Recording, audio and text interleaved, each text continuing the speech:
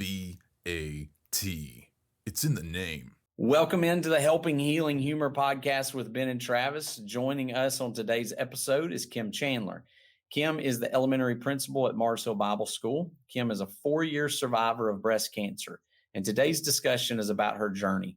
We will get right to the interview after these messages.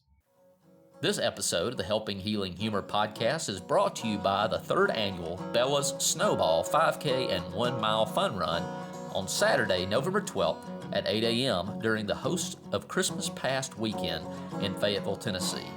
November is National Adoption Awareness Month, and proceeds from this race will help Luke and Heidi Eakes with their adoption travel expenses and support the mission of Always Endure.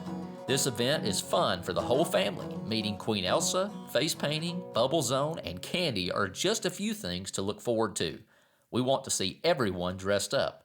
Ruffled shirt, tutu, tights, something with a little Christmas flair. What will you wear to the ball? To register, go to alwaysendure.com and click the Events tab. Thank you for helping to remove a financial barrier so a child can gain their forever home. I'm Travis Creasy, and that's All-Pro counselor Ben Hayes. Howdy. And our wonderful technician, the man who keeps this thing going from a technological standpoint, Will Myhan. Hey, everybody. And as promised, we have with us our guest today, Mrs. Kim Chandler, who is one of my many bosses in this world. She is the principal at Mars Hill Bible School Elementary. And we're sitting in her office right now. She is helping us out today by being on the podcast with us. And we're really excited to have you on the podcast today. Thank you very much. I'm excited to be here. Well, it is going to be a good day. So, I don't know exactly how many years you've been working here at Mars Hill. I know you were working as a high school teacher for a little while. Is that when you taught Will? Middle school. Middle school with Will. So, Oh, wow. So good. We might have some questions for you. So you taught high school, you taught middle school, and you've been the elementary principal for how many years now? This is year 7. Wow, Yeah. year 7. So I think you started down here the same year I started down here, I believe, because I think they told me to start, and then the principal was like, "No, I'm not dealing with him," and she left, and you were here. So stuck me with you. So yes. Here we are. So we've been down here, and it's hard to believe we've been down here for 7 years now. It really so is. It's really awesome. But we're glad that you joined us and that you are here with us. And I've got the Friday refresh question of the day. That's what we usually start with. If you have not got the opportunity to check out Friday refresh, it comes out every other Friday. This Friday is going to be one of those Fridays. And we would love for you to come check that podcast out with us. It's just a 3 to 5 minute thing, and you can go to benandtravis.com to find that. So the question of the day is, being an awesome cancer survivor, as we have already mentioned, what are the circumstances that were surrounding your diagnosis? Because I did not have a family history of breast cancer, Okay. but I had a family history of fibrocystic breast. So because of that, at a very early age, I started having mammograms on a regular basis. And I would always get called back. They would always see something. They would always call me back, but it was always okay in the end. And in 2018, toward the end of the year, I got called back again. And then I got called back again after my callback. And I knew at that point that they saw something that bothered them that I needed to be concerned about. So it was the 3D mammography machine had just moved into my doctor's office, and I'm so thankful for that. That's what caught it. It caught it early. So on New Year's Eve, 2018, while most people were, getting ready to go celebrate and have a little bit of fun, I received a phone call from the nurse in my doctor's office who said, "Hey, Kim, Dr. Wakefield's going to stay just a little bit longer today. Can you come in? And do you want to call Kevin to come with you?" Oh, and so I knew at that moment that I was going to get some news that no one ever wants to hear. So that was the beginning of my journey. Wow. So that was a pretty, I guess, anxious and stressful time when you start getting those phone calls. Yes. I know Travis has talked about his journey, and his was kind of like show up at the doctor's office and you're right into the hospital. There was no anxious moments in between. I mean, there were, but it was very quickly. So I assume that there's a lot of buildup during those moments where you're, waiting on those phone calls. Yes, the waiting on the phone calls, the initial diagnosis, to me was the worst. After the diagnosis, well, sitting in that doctor's office with the most precious doctor, and he was so kind and so sweet. And I've said this to so many people. God took over my life at that point. I mean, he was in control of my life always. But at that moment, it was like he just wrapped himself around me. It was just like this fog. I've talked about the fog. Just this fog came down between me and everyone else. And I could see Kevin and the doctor. I could hear them, but it sounded like they were so far away from me. And he's telling me, Kim, this is what I see. I think everything's going to be okay. This is what I would recommend. And he's telling me then the course of action. We need to get you in with a surgeon and all of the things he's telling me. You have to have a wonderful support system. Oh, yeah. You have to, because there are so many things that I don't truly remember. If it hadn't been for Kevin and for my kids,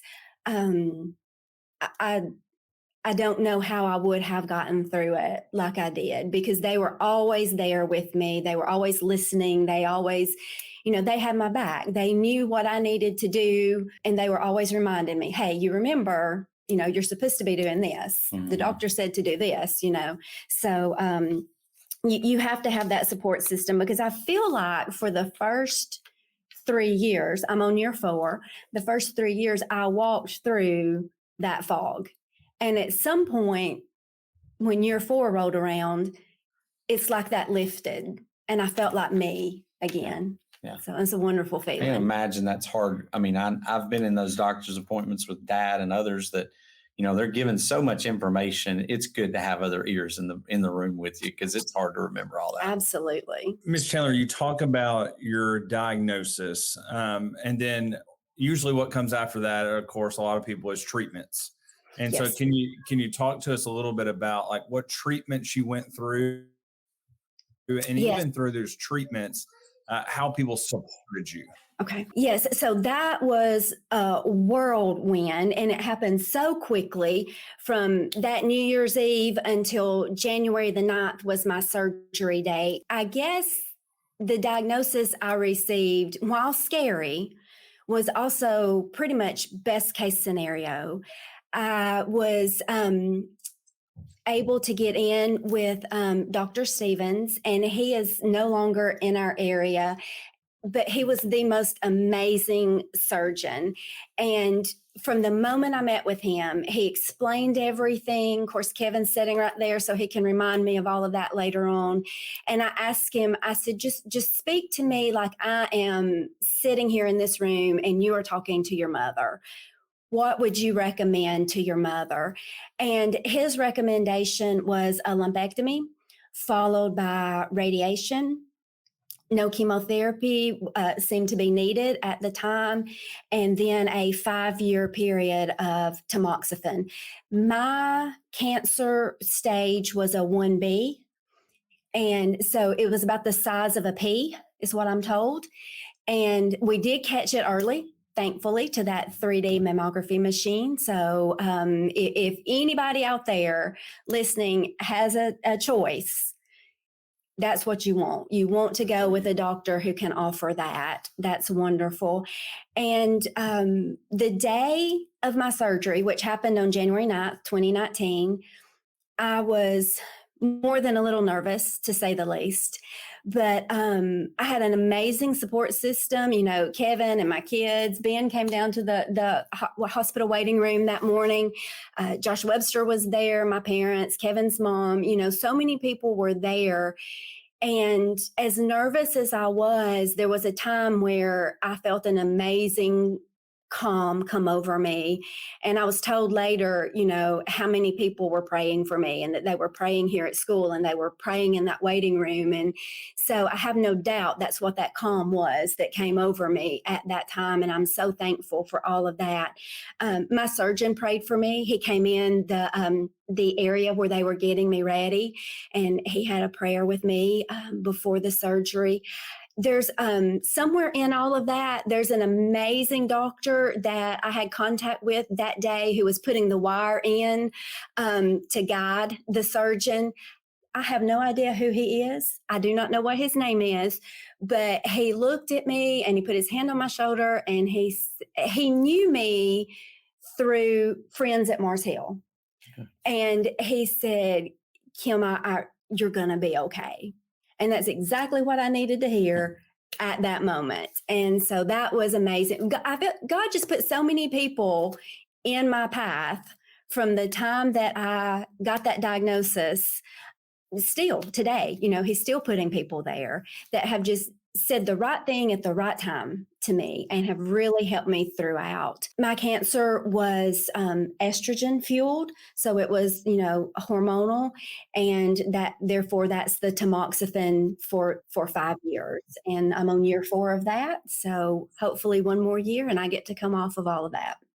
That's awesome. It's got to be a calming to have a doctor come in and pray with you. Oh, it was amazing. I mean, that's an awesome thing. So it was amazing. We talk about techniques and practices, and we like to be practical. Were there anything, I know that you talked about your support system, which is amazing. Was there anything that you maybe post operation or techniques that you use to kind of help you de-stress or calm down or relax a little bit? There was a very sweet mom here at school that gifted me a set of what looked like business cards. And on each one of them was a different scripture. Mm-hmm. And it was like, they were just for me, that each one had my name. That's awesome. In the scripture. And that was so amazing, and it was so sweet, and it just really helped me. That's the way I would start my day. And people may think I'm crazy. Work helped me.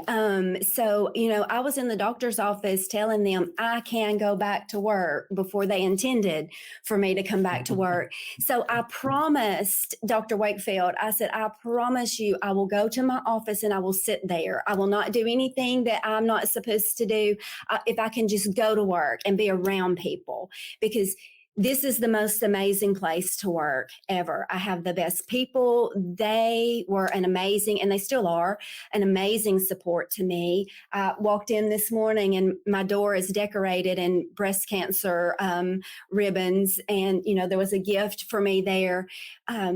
They're just amazing. They seem to know what I need sometimes before I do. And let me not forget the kids that I work with. God knew where I needed to be and when I needed to be here. Ben alluded earlier to my time at Mars Hill. So this is year 25 for me at Mars Hill. And I've done it all, almost. So the first couple of years I was part-time. I taught in the preschool. I took a leave of absence for a teacher who had cancer and worked for her. And then I finally got hired on full time. I have taught middle school. I've taught elementary. I recertified. I taught high school for a time period and absolutely loved it. And I've been the cheer sponsor for many years. I was the cheer sponsor.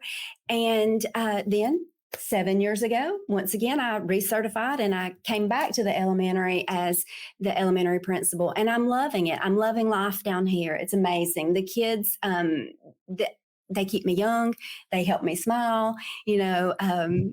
I always have a great day at work, no matter what. Surely in one of these blowout wins by Mars Hill football, they'd let you call a play, right? I don't know why they haven't. I had offensive coordinator to, that list, our defensive coordinator for that.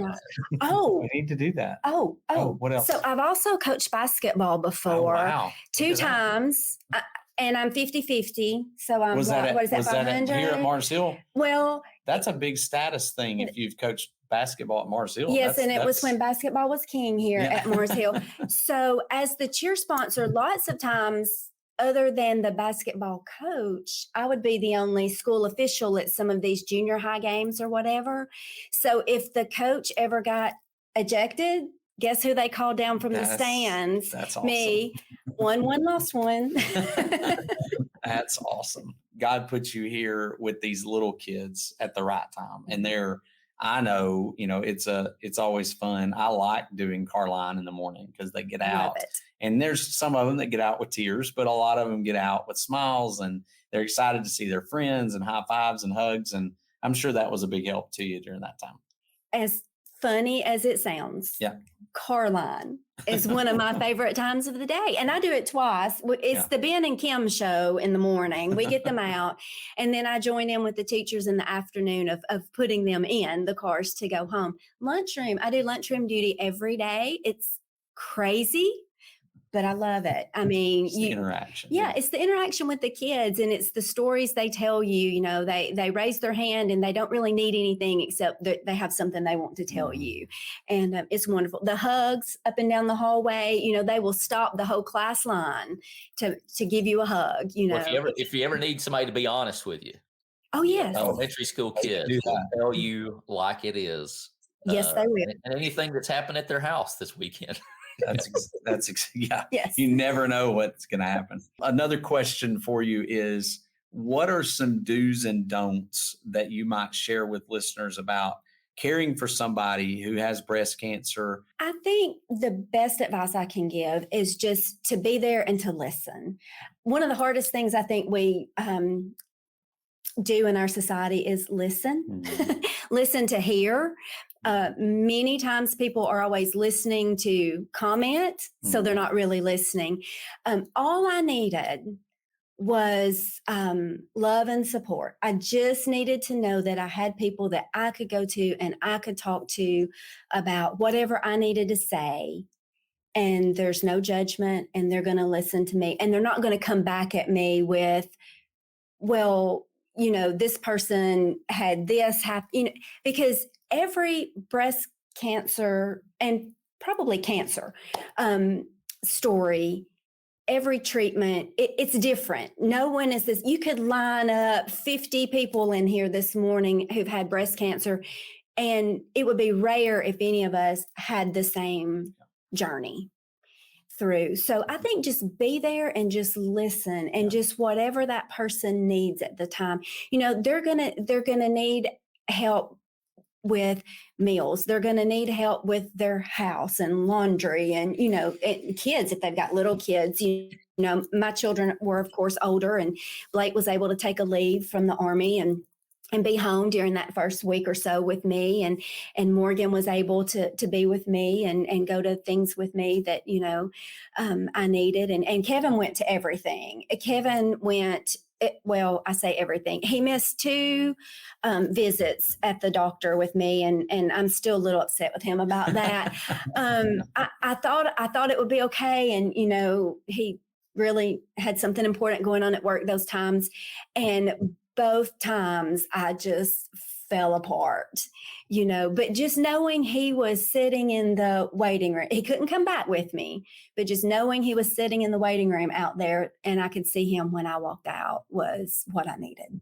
It's awesome. It's funny you mentioned that, because I think Whitney missed, my wife missed 1 or 2, and every one of them was something with like, hey, your liver's enzymes are a little this. And once again, I can't remember details. I think the second time she missed, I took my phone and just recorded what the doctor said. And I'm starting to realize that may be why Job is the oldest book in the Bible, because that's basically the theme is just be present. You don't have to fix it with words. In fact, it's usually the opposite. So Travis, I have failed to mention this, but you and Miss Chandler have a connection long before I started working at Mars Hill. Do you happen to remember what that connection is? I don't remember, no. Oh, I do. Do you remember? I remember. So I'm so sorry. This can only be bad. It can only go.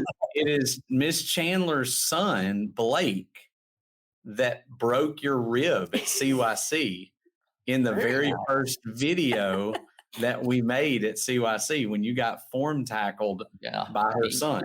You got a good technique, and my kids love that at school. They love watching that video. It's probably the most watched video, repeated. My football players, like, they probably love it. But it's great. You could use it as a technique, a I coach. taught him everything he knows. With the kids, you're always talking about your favorite thing on the earth to do is read. It seems like that's what you say in chapel a lot. Mhm. So if with that being the case, what would be your favorite book you've ever read? Mhm. What's maybe the most inspirational book you've ever read? Is there and those may be the same and they may not be. Oh, they're definitely not the same. Okay, all right. I cannot pinpoint one book. It's a series of books. Okay. All right. And I'm a huge Harry Potter fan. Okay. And so that whole series of books, when it came out, look, I did not want to read those books. I'm like, no, that I'm not going to be interested in any of that. That's not real, no. And Blake was in middle school. Morgan was in elementary school at the time.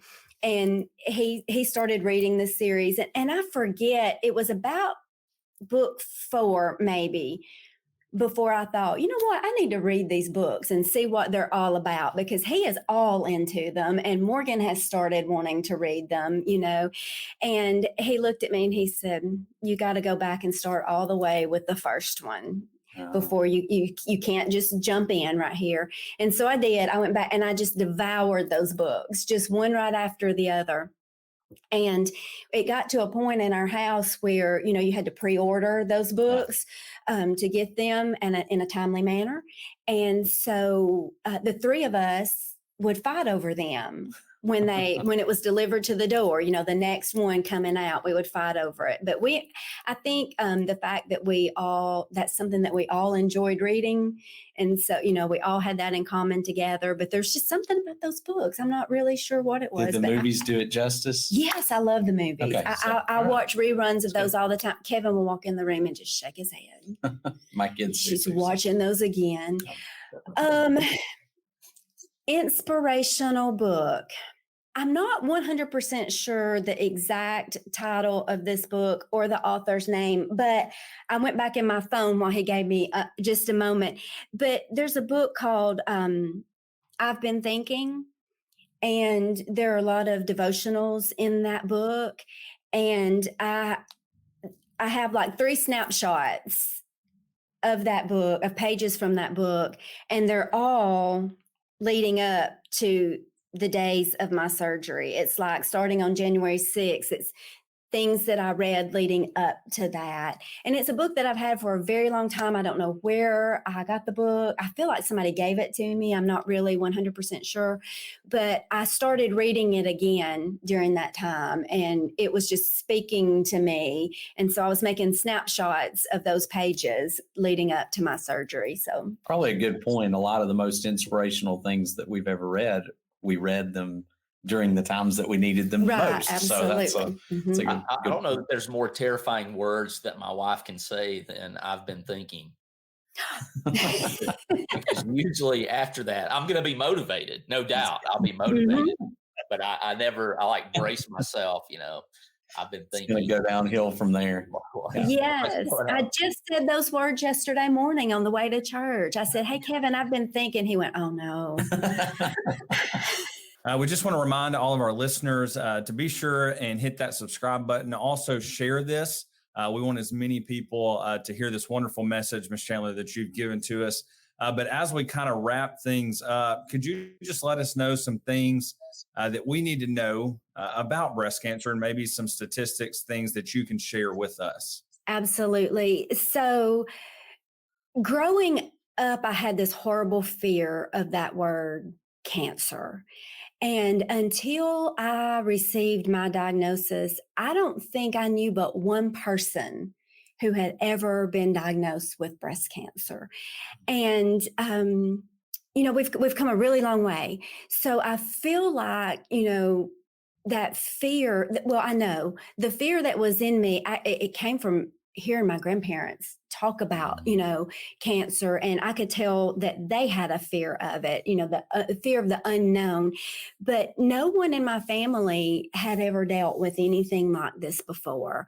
So I was under this very bad delusion, I guess, that I would never get breast cancer. I didn't have to worry about that. I said earlier, I had a history of the fibrocystic breast, but that was always something that was, benign, could be drained, it was always fine.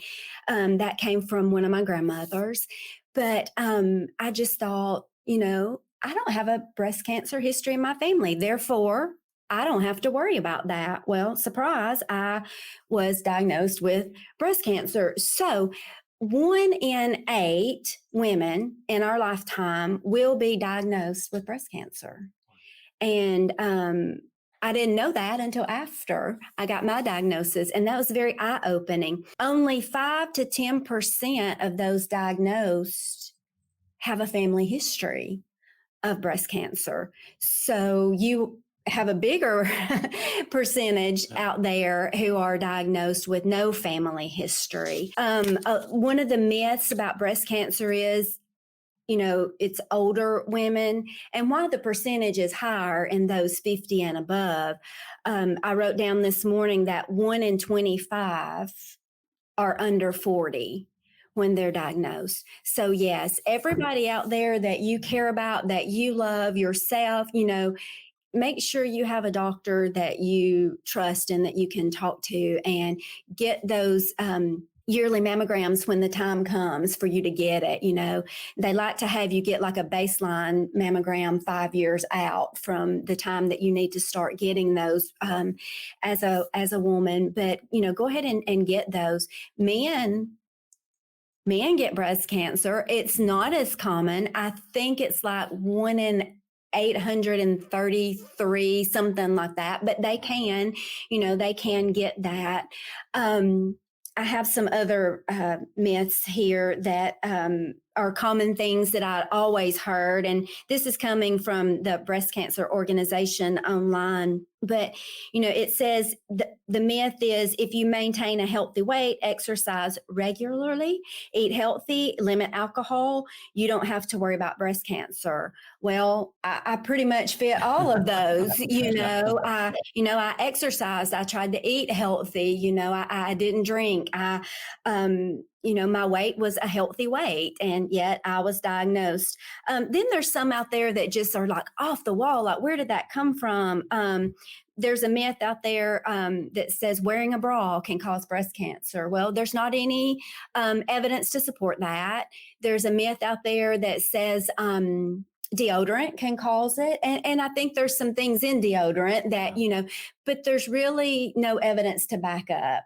And I hate to even say this one, there's a myth that says, a lot of women will keep their cell phone, close to their body in places. But there's really no evidence that says that, that cell phones cause breast cancer if they're too close to your body. But still, I wouldn't want to keep it close to my body. So, don't do that. Just in case. Yeah. There's a myth that says consuming too much sugar can cause breast cancer. There's nothing really to back that up as well. Annual mammograms guarantee that breast cancer will be found early. That's not true. There are ladies out there with dense breast tissue, ladies out there like me with fibrocystic breast, and those kinds of things will hide breast cancer. So you have to be extra cautious, with those things. There's a myth that says early stage breast cancers rarely occur. Mine was early stage. So, that obviously, was not true for me. All breast cancer is treated pretty much the same way. I touched on that a little bit ago. It's not. We all have a different story. We all choose a different path. I had a choice in my treatment. And I'll finish with this one. When treatment is over, you're finished with breast cancer. That's a myth. My treatment ended. I rang the bell in March of 2019 with my last radiation treatment, but I've got 5 years of medicine to go. But even after that, because everybody's treatment is different, it affects you differently. It can affect you mentally, it can affect you physically. I still, from time to time, have this onset of this. I am exhausted. I cannot go one more minute. I have got to get some rest. This fatigue that I feel, it will manifest itself in many different ways in everybody. So just be aware that just because, hey, treatment's over, you're good. Right. That's not always the end of it for everybody. We thank you very much for sharing all those stats. It's always good to get that information out there, dispelling myths and things of that nature. So thank you for joining us. Mm-hmm. It is very important, and I appreciate you guys so much for bringing some attention to this.